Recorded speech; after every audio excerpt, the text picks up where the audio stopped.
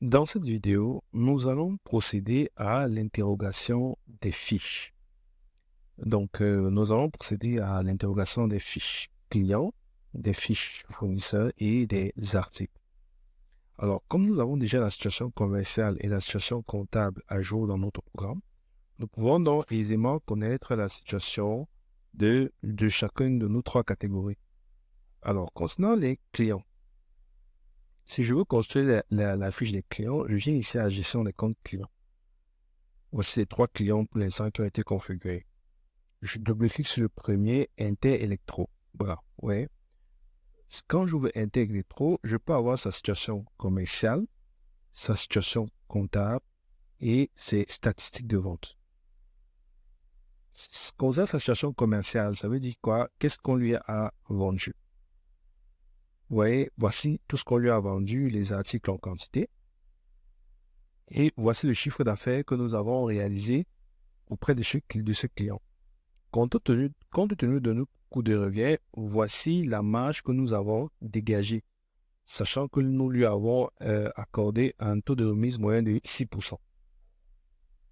Donc, sur le plan comptable, quelle est sa situation? Sur le plan comptable, vous voyez, on a facture là, débit, pardon, qu'est-ce que je raconte?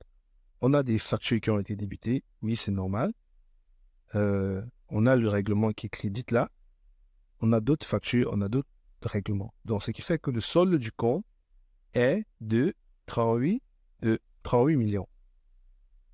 Ça veut dire quoi? Ça veut dire que ce client nous doit 38 millions. Au niveau des statistiques, sur le mois, ça va dépendre des périodes là. Sur le mois de janvier, voilà ça. Mais si on descend en fonction des périodes, on pourra voir. Alors, concernant un autre client, on affiche là. Cette deuxième cliente, voilà ce qu'on a comme statistique. On a fait un chiffre d'affaires là-bas de telle somme, 1 895 000 avec des marges. Maintenant, si je veux avoir sa situation comptable, vous voyez, ici, c'est soldé. Débit égal crédit, ça veut dire qu'elle ne nous doit rien. Si vous vous rappelez, c'est cette opération où nous avons. Elle a fait un chèque, elle a même bénéficié d'un escompte. Donc, voilà sa situation. Concernant les fournisseurs, je viens à gestion des comptes fournisseurs, c'est le même principe. Hein. Donc, je viens sur le premier. Voilà, par défaut, c'est ce qu'il a ouvert. Situation commerciale, ce qu'on a acheté, c'est ce fournisseur. Sa situation comptable, voilà, on n'a pas réglé, donc on lui doit cette somme-ci. Et vous pouvez donc faire la même chose en changeant de fournisseur et vous aurez à peu près les mêmes informations. Donc, lorsque vous voulez connaître, par exemple, quel est le solde en termes de dette, vous venez simplement observer la situation comptable du client ou du fournisseur et vous saurez. Pour terminer, on vient au niveau des articles, gestion des articles. Maintenant, on va faire une analyse par article. L'aspirateur. Le stock réel, le voici, on a une commande de 14, ça veut dire qu'à terme, on aura 25. Coût interpondéré, valeur du stock, voilà. Stock prévisionnel, entrée en vue, sortie prévue, entrée en vue, voilà. Les tarifs, on n'a rien là. Situation commerciale, voilà comment ça s'est passé. Donc, on a eu ces aspirateurs-ci qui ont été vendus.